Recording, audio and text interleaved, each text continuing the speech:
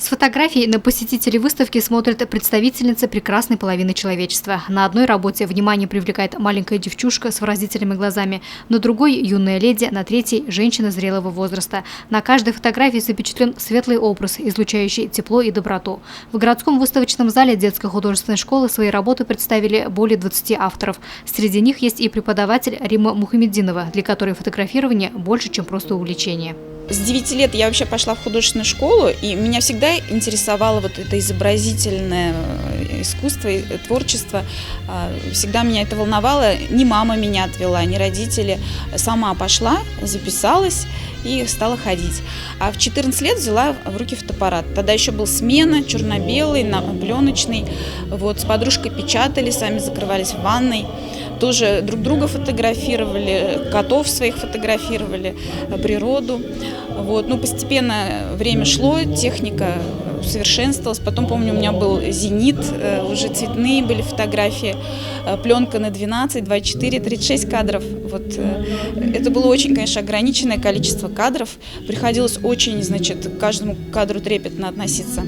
Но вот сейчас, благодаря современным технологиям, конечно, вот это неограниченное количество кадров, которые ты можешь сделать, оно дало вот фотохудожнику вообще такой полет.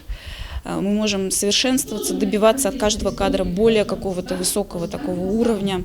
Среди участников выставки как начинающие фотографы, так и профессионалы. В своих работах они сумели отразить разные образы – матери, бабушки, дочери, жены.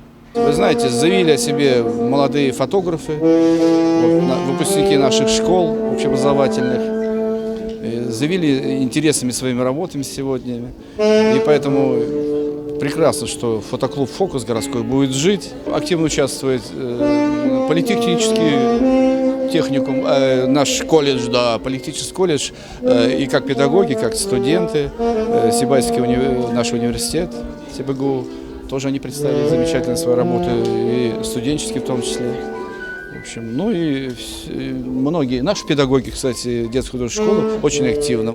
Участников дебютной выставки поприветствовал директор Сибайской художественной школы Ильгиз Хайруллин. Подобные мероприятия, но уже в виде конкурса, планируется проводить ежегодно. Мы, посвящая эту выставку нашим женщинам, пытались отдать еще раз дань уважения вам, милые дамы, чтобы вы еще раз почувствовали себя, скажем, полноценными, красивыми гражданами нашего города.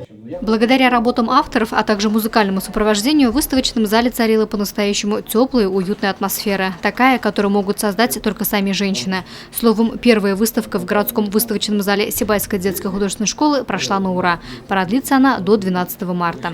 Луиза Мустафина, Ниасмир Хайдаров, Гульгина Раскильдина, телекомпания СТВ.